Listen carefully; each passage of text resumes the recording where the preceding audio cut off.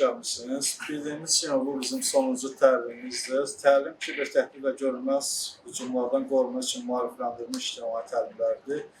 Təlimlər Azərbaycan Respublikası Qeyri-Hökumət Təşkilatlarının Dövlət Dəstək Agentliyinin maliyyə yardımı ilə həyata keçirilir. Bildiyimiz kimi bütün dünyada olduğu kimi Azərbaycanda da internetin sürətlə inkişaf edir. Bu inkişaf nəticəsində internet artıq bütün həyatımıza daxil olmuşdur. İnternetsiz özümüzü təsəvvür edə bilmirik. Yəni, informasiyanı orada alırıq, alış-veriş orada edirik, əyləncələrimiz oradadır, təhsilimiz oradadır, iş yerimiz oradadır. Nəticəcə nə baş verir? Bütün dünyada oluşma Azərbaycanda da asan varlanmaq istəyən insanlar peyda olurlar. Yəni, bu insanların əsas ideyası nədir? İnternetə daxil olum, oradan haradasa gəlir əldə edeyim, heç bir işlə məşğul.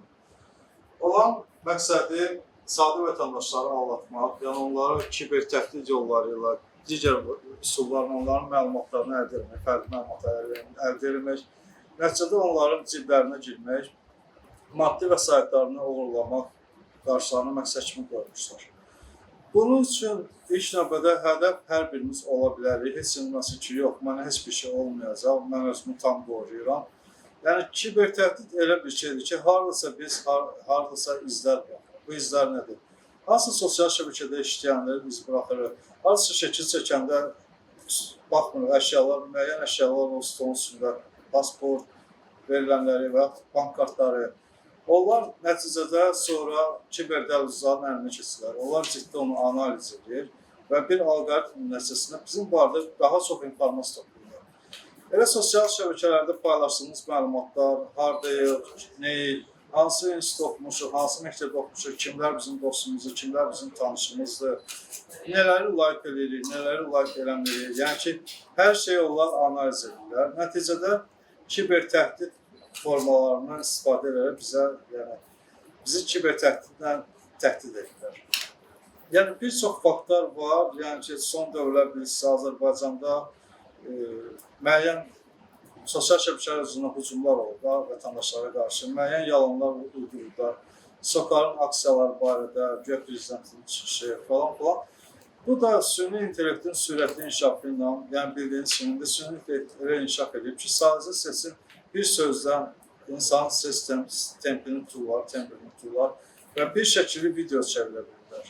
Adi bir şəkil video çevrilir və nəticədə montaj, foto, video montaj bilməyən insanlar çox sadə üsullarla filmlər əldə edə bilirlər, reklam filmləri yaradırlar.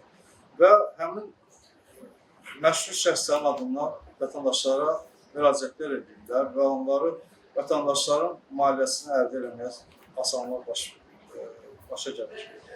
Və ikinci bir şeydə, yəni bəzi tükan saytları var və ya elan saytları var. Adam peşman olaraq elan verməyə, dərhal zəng edirlər. Deyirlər ki, beh vermək istəyir. Baxırsan ki, malın elə bir əhəmiyyəti yoxdur da. Amma adam elə təlaşla, tez kartınızı atın, sizə beh atacaq. Yəni, bu da bir kiber tələdduzluq yoludur. Siz əsas məlumat onların kart məlumatlarını əldə etməkdir. Amma vəziyyət elə azalı deyil. Azərbaycan dövlətinin apardığı son illər siyasətə görə Milli Kiber Təhlükəsizlik indeksini Azərbaycan qat-qat üstələyib, artıq 18 pillər irəliləyib. Yəni, bu nəticədir və Azərbaycanın çoxlu sayda kiber təhlükəsizlik kursları, təlimləri mövcuddur. Tək bizim qeyri-hökumət təşkilat deyil, başqa qeyri-hökumət təşkilatlarda bu sahədə işləyirlər ki, vətəndaşlarımız maarifləndirsinlər.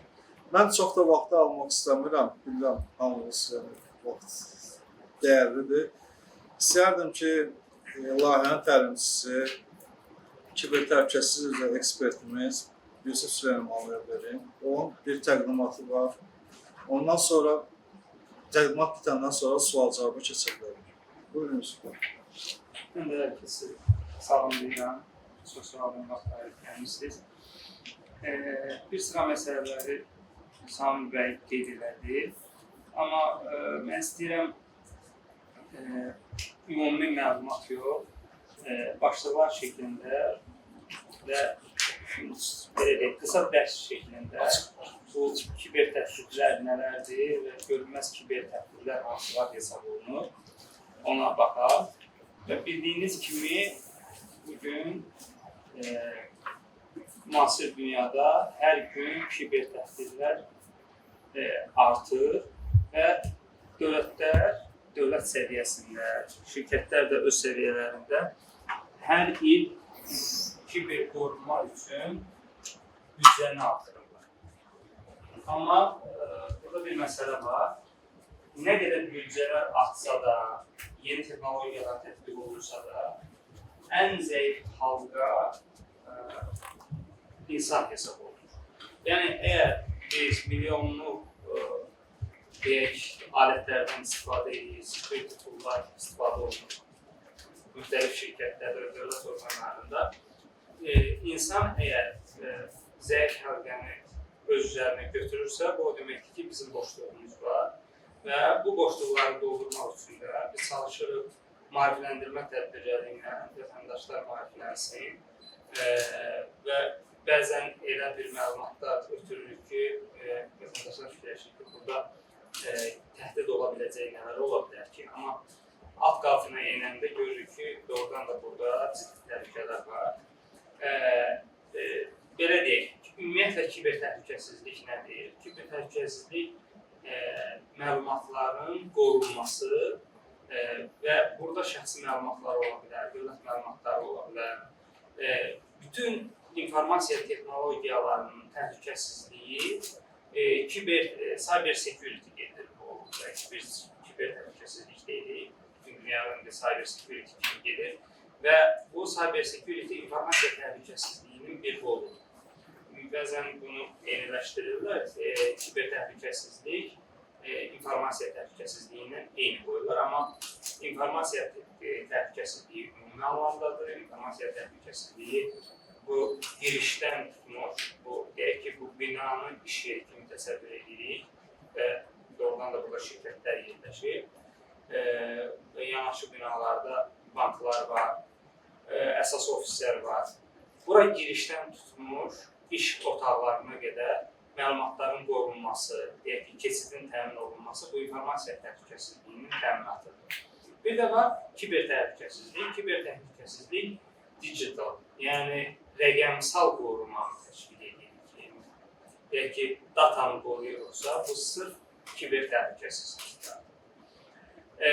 Demək, bu kiber təhdidlər açıq, aşkar hücum olur. Deyək ki, bu günləri məlumatınız var ki, sosial şəbəkələrdə çökmə baş vermişdi. Instagram, Facebookda. Burada, belə deyək, görünən təhdidlərlə baş verir müəyyən böyük beynəlxalq sistemlərin çökməsi, hansı ki, hansısa dövlət digər dövlətə kiber hücum təşkil edir, ardıcıl və yüksək texnologiyalar vasitəsilə, deyək ki, DDoS hücumlarını təşkil edirlər, dayanmadan müxtəlif sorğular göndərir. DDoS hücumları, belə deyək, bütün müxtəlif yerlərdən, müxtəlif IP-lərlə təşkil olunur və sistem əlçatan olunur. Biz giririk bugün MyGov.az-dan hansısa bir sənədi götürməliyik, diplomumuz oradadır və ya şəxsiyyət təsdiqimizi kiməsə göstərməliyik. DDoS hücum nəticəsində ola bilər ki, burada biz sənədimizi görməyik. Bu, deyək ki, bankla bağlı bir məsələ həll edəcək, əsasən xidmətdə bir məsələmizi həll edəcək. Bu, işə mane olur. Bu, ən yumuşaq halda işə mane olur. Amma siz keçən dəfə bəlkə gördünüz, xəstəxanalardan birində çəkilmiş qadın var idi. Növbələr qarışmışdı və sistemləri çökmüşdü. Sırf o sistemin çökməsi nəticəsində xəstəxananın işi iflic olur. Düşünün ki, kiber təhdidlər aeroportlarda baş verir və nümunəsi var. Keçən il yaratılan bundan əvvəl Twitter şirkətinə olunmuş kiber hücumla bağlı nə qədər insanın məlumatları uğrandı, sistemləri çöktürüldü və aeroportların işləri iflic oldu. Düşünün, bütün qeydiyyat bazanın içindədir. Yaxınlaşırsan, pasportu təqdim edirsən, sistemə girilib məlumat təsdiq olunmalıdır ki, uçuş həyata keçirilsin. Siz düşünün, əgər sistem açılmırsa, hər hansı bir şəkildə sistemin işinə mane olurlarsa, bu o deməkdir ki, uçuş ləğv olunur. Artıq uçuşu həyata keçirə bilməzlər. Və bir-iki uçuşun ləğv olunması ardıcıl baş verir və beləliklə aeroportun işi iflic olur. Kiber təhdidlər indiki halda artıq ölkələrin suverenliyinin təhdid olunması deməkdir. Yəni, qlobal miqyasda təhdid olanda ölkələrin suverenliyinin təhdidinə girir. Ona görə də dövlət səviyyəsində kiber təhdidlərə ayrıca nəzarət olunur. Ona görə bu yaxınlarda ETX, Elektron Təhlükəsizlik Xidməti agentliyi olaraq yaradıldı və funksiyaları artırıldı ki, vətəndaşlara o ETX-nın əvvəlki işi müəyyən çərçivələrdə kiminsə deyək ki, şantaj olunur, kimisi sosial şəbəkədə akkauntun hesabını itirib və müraciət ediblər, onlar da onlara yol göstərir sadəcə.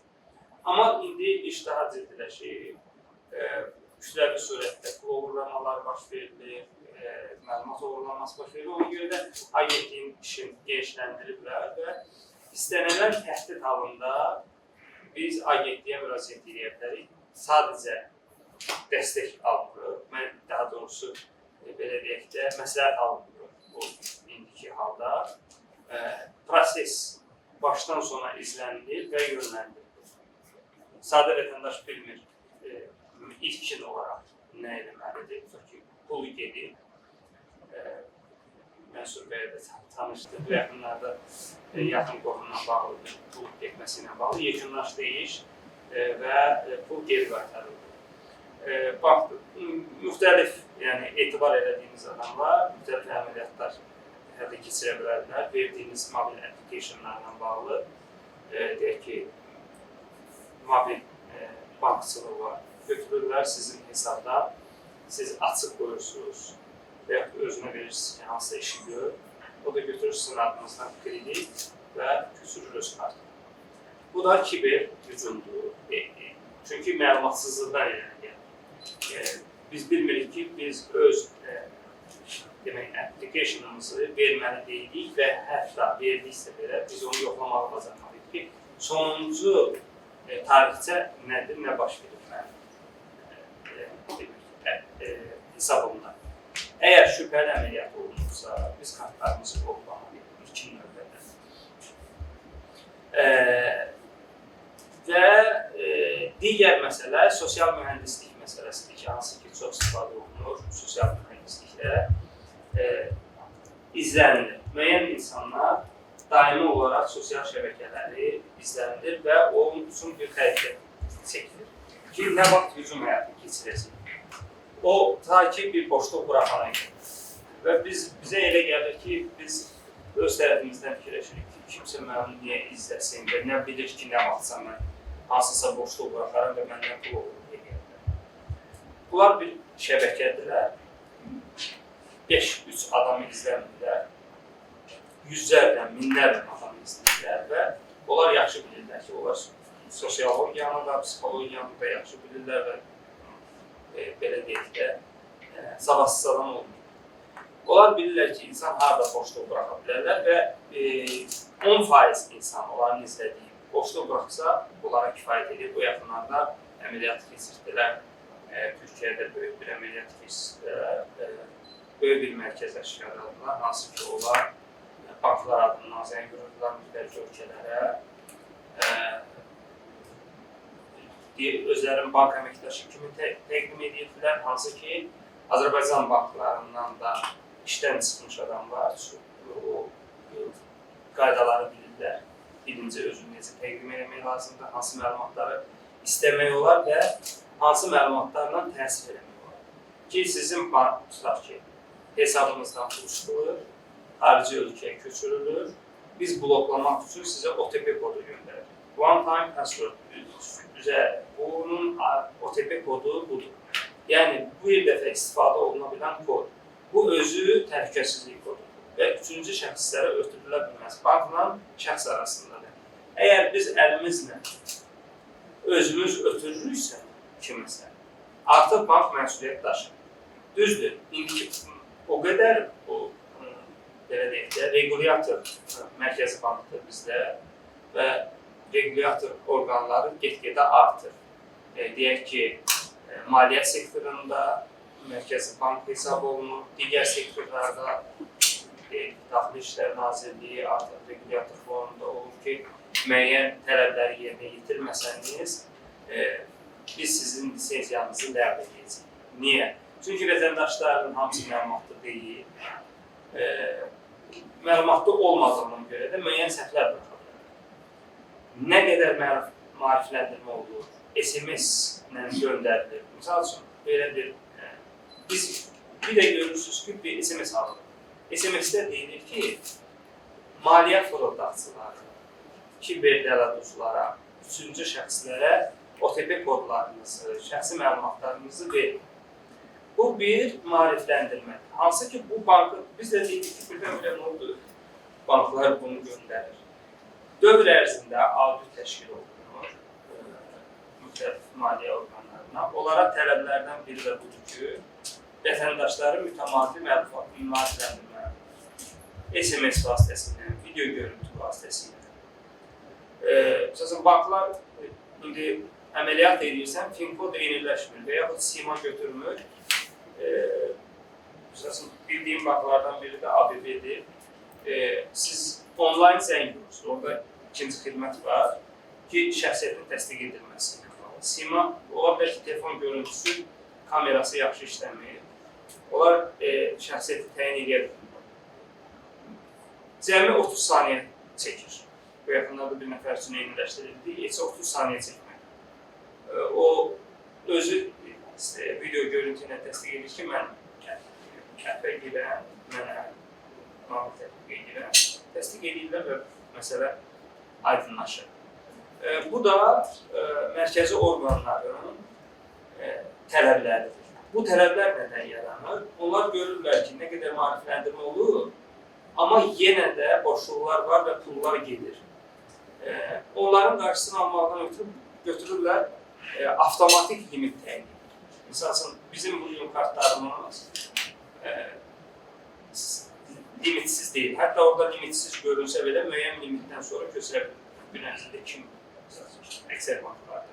2000, ən azından deyirlər ki, maddi ziyan əgər bu qədər maarifləndirməyə baxmayaraq, əgər 2000 yenidən dələduzluq baş verərsə, ən azı heç olmasa 2000. Ki, kartlar var, kredit kartlar verilir, 10-15 gün içində bu. Bu da sizin hesabınızdadır. Siz düşünün ki, kiber dələduzluq baş verib və bunu birdən-birə 15 min köçürür. Biri var 2000 ziyandır. Yəni, riski minimallaşdırılır. Yəni, bacardıqları budur, amma bizim bacardığımız başqa bir şey var. Bütün bank tətbiqlərində belə bir limit var, onlayn limit. Çalışmaq lazımdır, onlayn limiti mən deyərdim 50 manat, 100 manat civarında qoymaq lazım. Yəni, hər hansı bir təhlükə baş verdikdə belə, onlayn, oğurluq onlayn. Onlayn cəhd olunsa belə, o limit sizi qoruyacaq. Yəni, gündəlik NFC ödənişləri ilə bağlı limit təyin edə bilərsiniz. Amma onlayna mütləq limit qoymaq. Deyək ki, bilet alacaqsınız 500 manat, 1000 manat dəyərində. O zaman limiti artırın. Əməliyyatı yerinə yetirəndən sonra yenidən limiti aşağı salın. Çünki telefona müxtəlif proqramlar yükləyirik. Proqramların virus olmadığını bilmirik. Bəzən virus düşür və mobil application açıq olduğu var, şübhəli əməliyyatlar baş verə bilər. Yəni, belə deyək də, uzaqdan qoşulma ola bilər telefona. Biz amma bunu, bu da görülməz təhdidlərinə girir. Çünki biz izi açıq-aşkar görmürük. Və o sosial mühəndislik dialoq qeyd elədim. Onun özündə belə, yəni, dediyim kimi də biz şəkil paylaşırıq və şəkil metodlarla əks elətdirir özündə. Mən indi buradan şəkil paylaşsam, əgər bura gizli bir yer olsa, hansı ki, mən burada olmağını müəyyən adamlar bilməməlidir. Amma mən bunu public şəkildə paylaşıramsa, burada metadata vasitəsilə mənim koordinatlarımı təyin edə bilirim.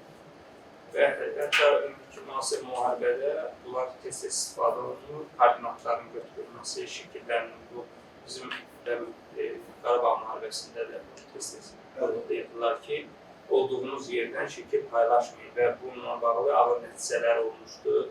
Şəkil paylaşılmanın, video paylaşılmanın koordinatlar götürülmüşdü və məsələn, siz düşünün ki, siz buradan bir şəkil paylaşırsınız, 15 dəqiqə sonra maksimum siz buradan 5 kilometr, 3 kilometr aralıqda ola bilərsiniz. Yəni, təxminən ərazi müəyyənləşir.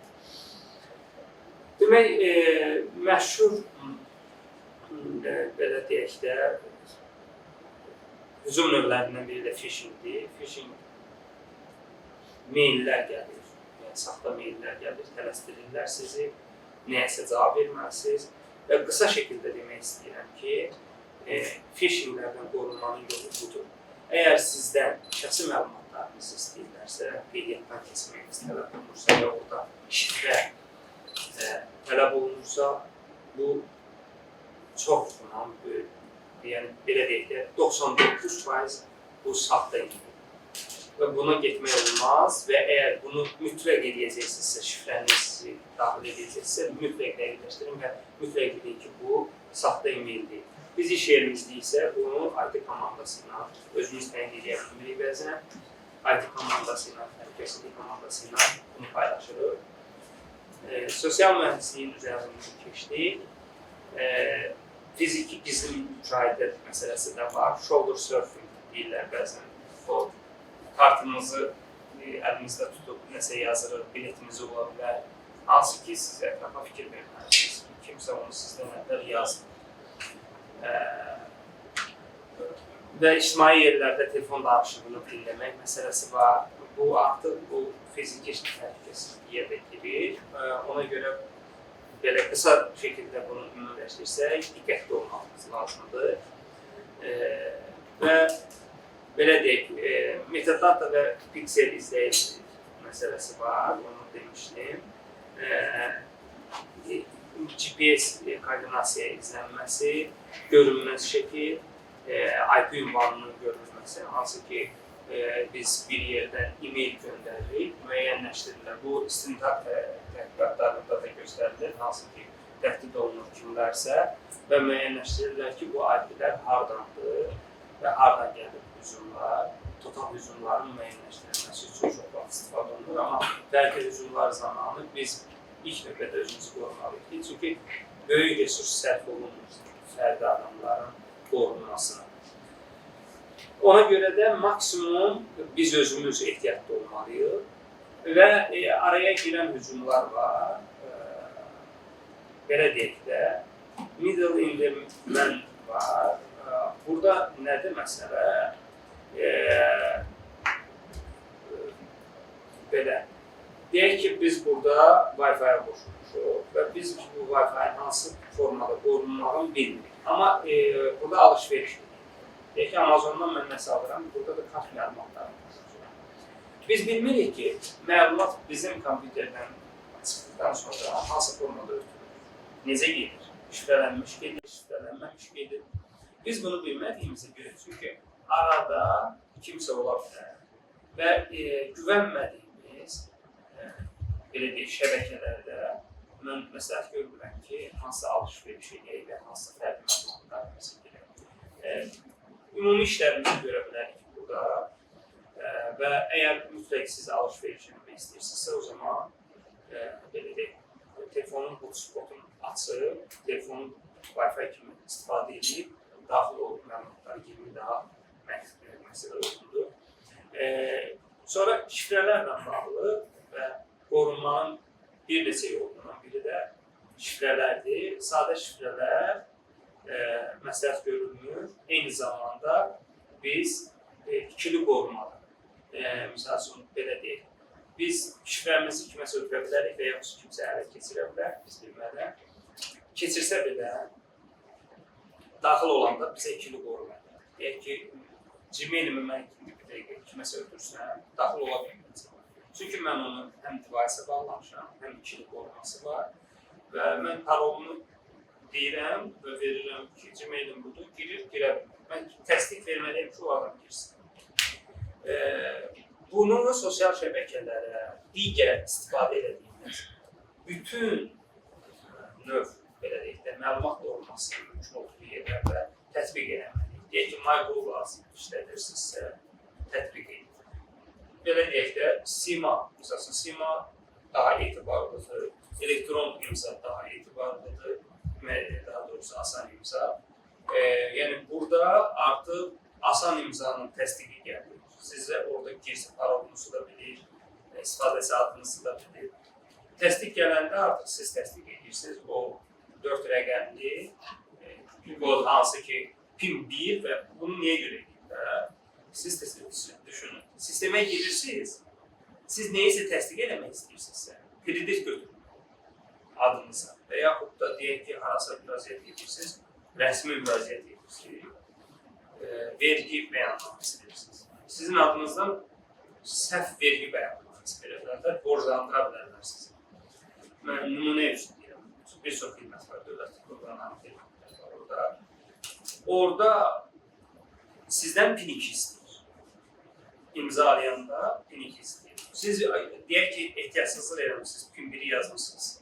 Daxil oldular. Artıq PIN 2'ni yazanda biz ayıq olmalıyıq ki, yəni PIN 2 yazılırsa, bu artıq hansısa sənədin imzalanmasından sonra təsdiq məsələsidir. Bəlkə məni kimsə işə götürür. Yəni, bəlkə mənə kimsə bir şirkət rəhbəri edir.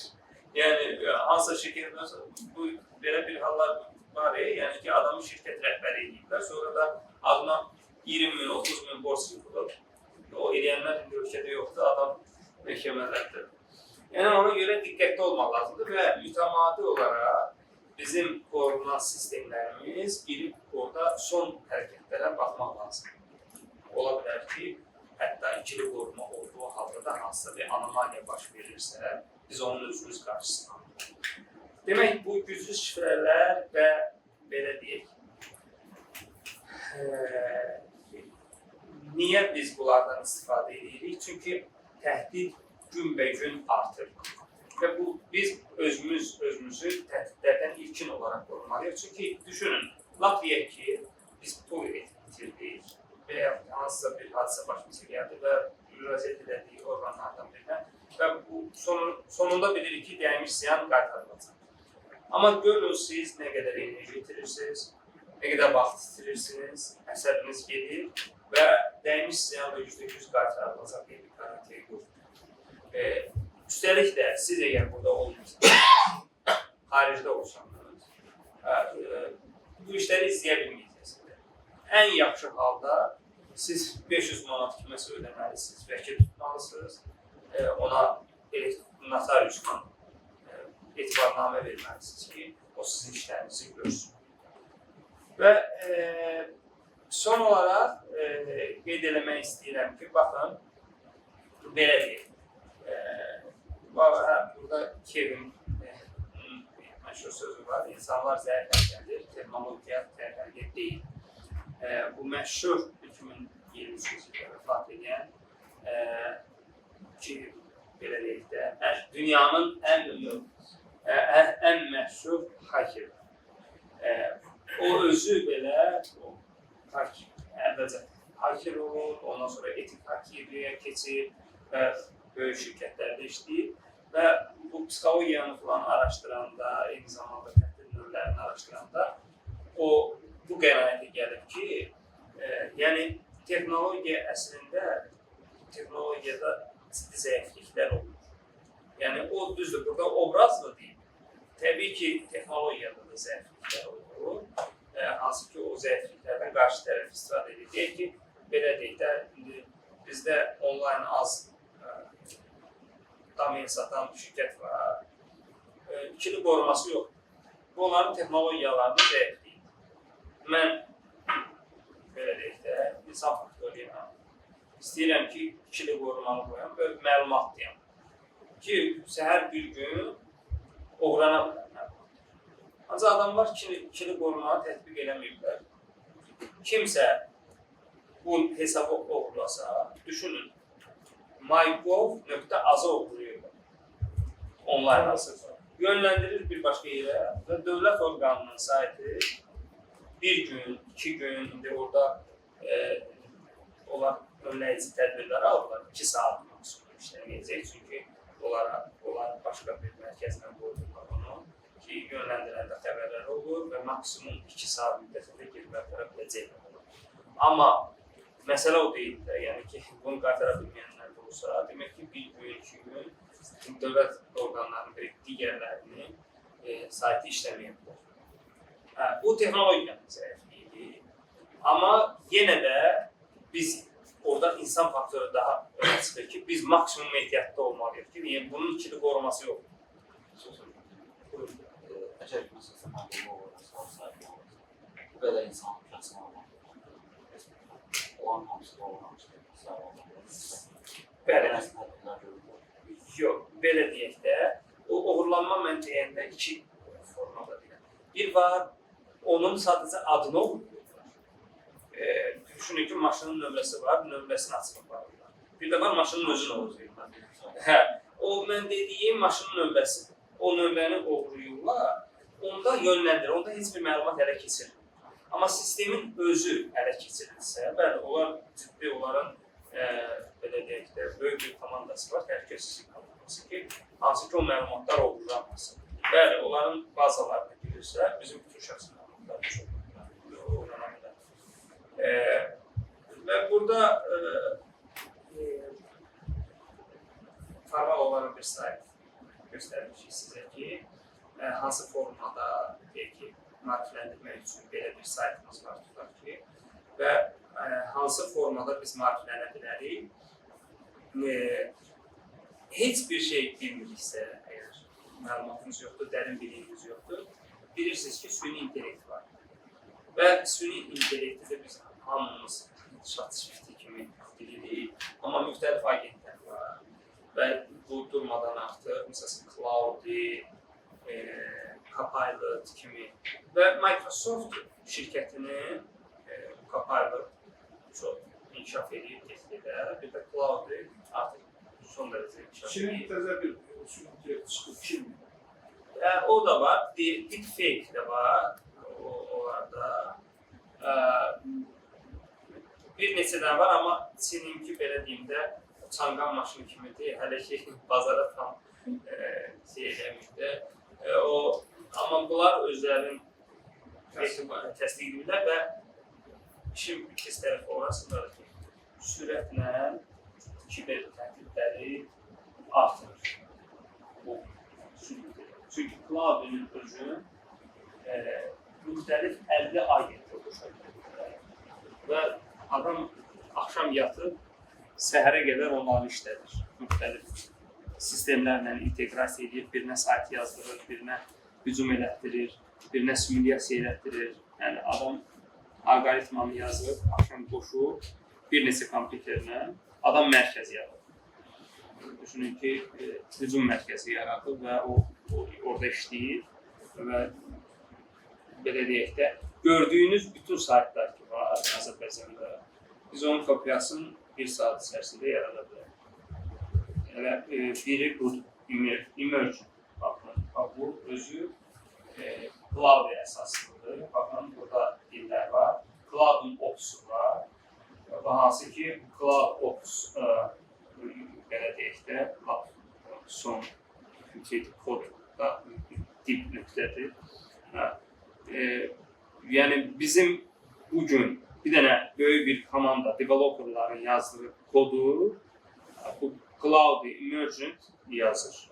App deyirsiniz, yazsın, mobil app yazsın. Keçən dəfə biri götürüb yazıb ki, mənə əməliyyat sistemi yaz, başlayıb əməliyyat sistemi yazmaq.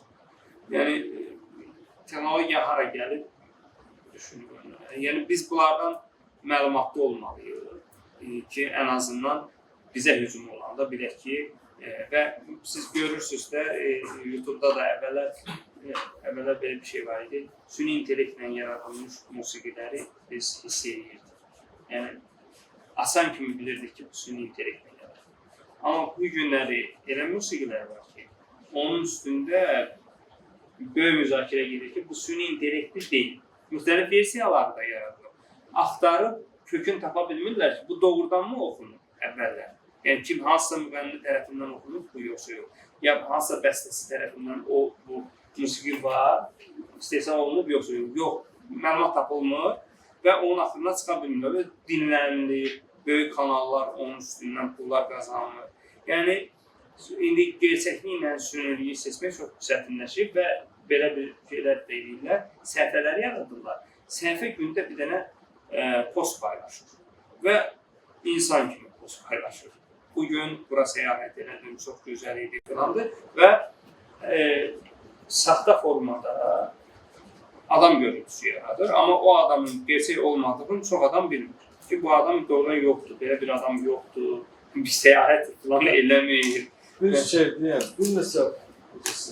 bir neçə videolar görürəm, bu güya adamlar keçmişə gediblər, gələcəyə gediblər, nə bilim, 2000-ci illər Vaşinqtonda falan gediblər. Yəni, bəs bunlar mümkün olan bir şey deyil, yəni, qanunçu sünnət yaratılır.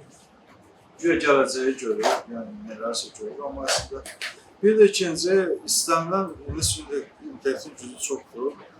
Yəni, saytın və application'ın, yəni telefon mobil tətbiqinin sürətini çıxartmaq mümkündür. Yəni, dərhal verirsən, yəni, baxır, analiz edir və bir neçə saatı artıq hazırlayır. İstənilən applikasiya.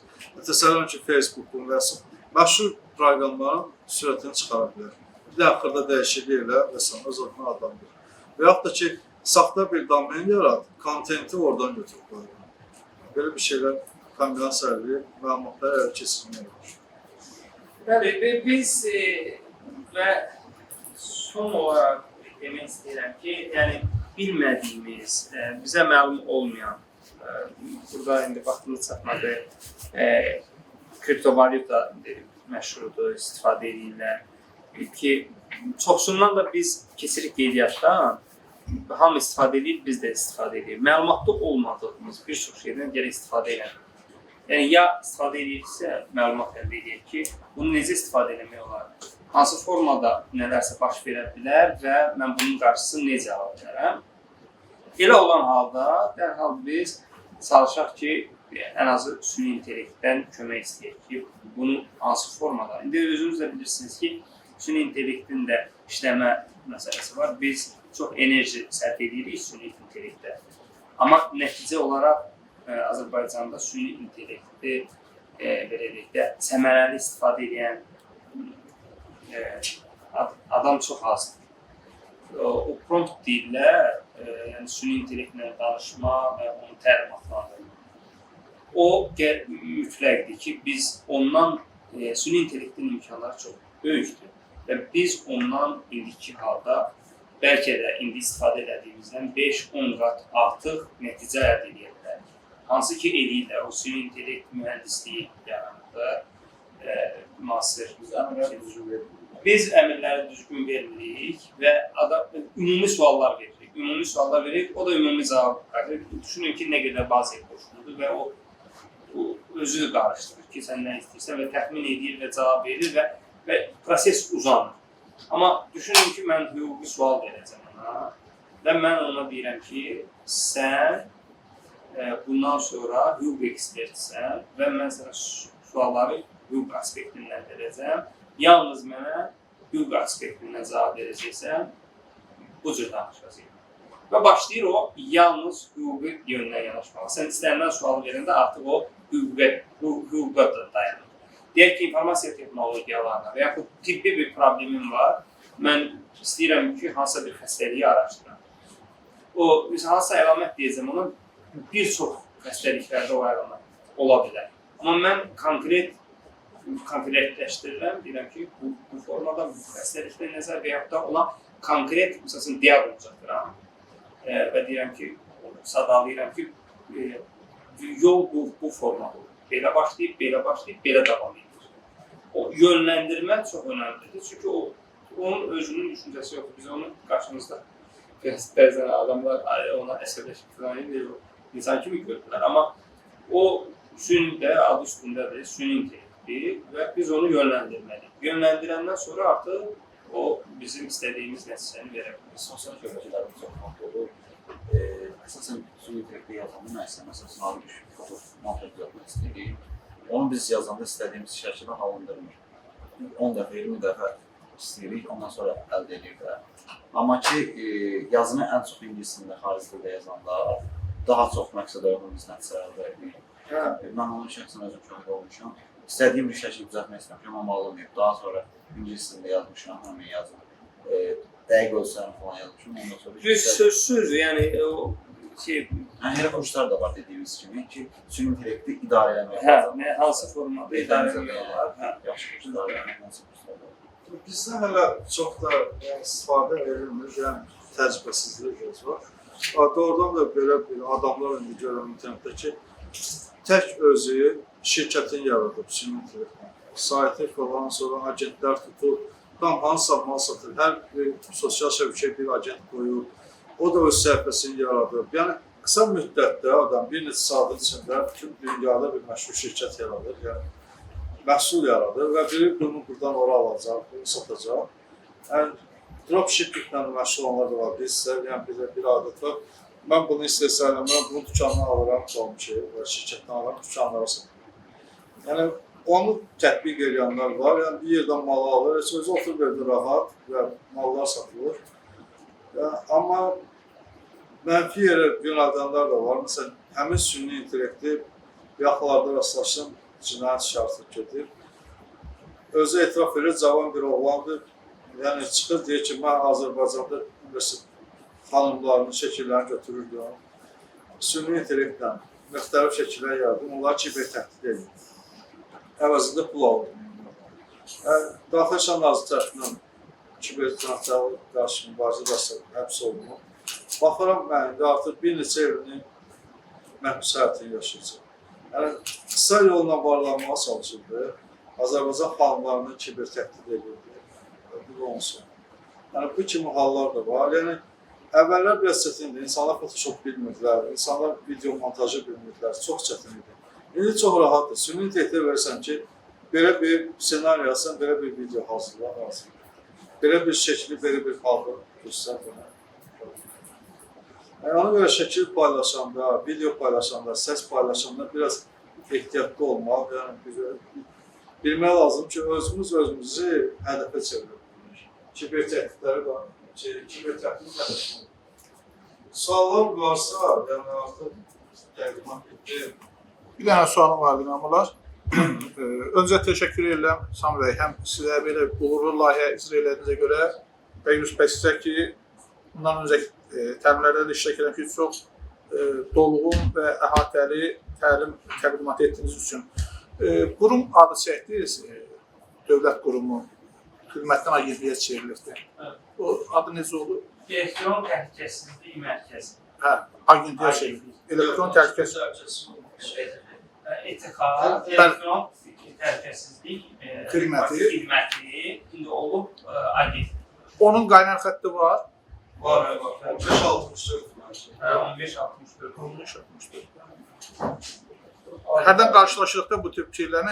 Təbii, birinci, son zamanlar ben tanıdığım keçmiş iş yoldaşlarından biridir, oran rəhbəri. Yəni, bilirəm ki, güvənli kadrlar təzəliklə cəlb edib ora. Yəni, müxtəlif inkişaf gedir orada. Yəni, rahatlıqla müraciət edə bilərsiniz, saytı var, yaza bilərsiniz. Adı olur elektron xidmətə? Yox, elektron təhlükəsizlik. Yox, kiber təhlükəsizlik, Azərbaycan kiber təhlükəsizlik. Kiber. Bir daha hansısa tanımsın. Yox, Serfas. Serfas. Yox, olmaz yox, Serfas. Boğaz o bilsin ki.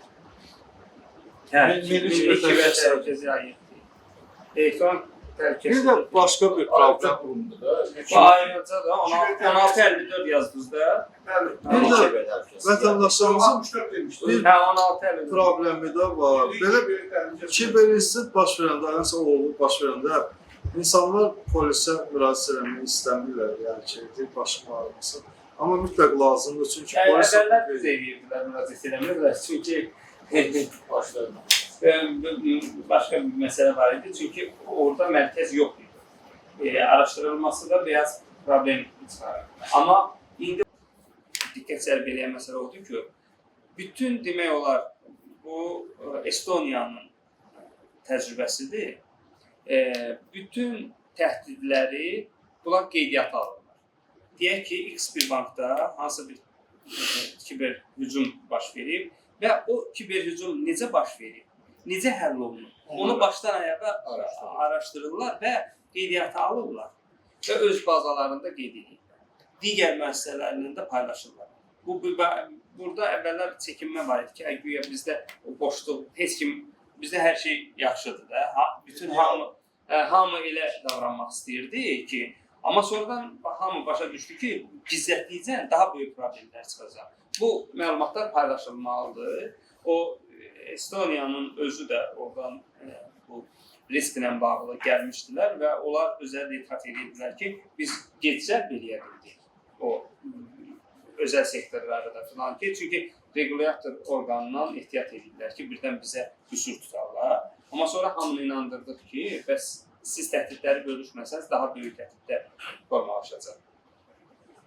Ona görə hər hansı bir problem olanda bununla bağlı müraciət edə bilərsiniz.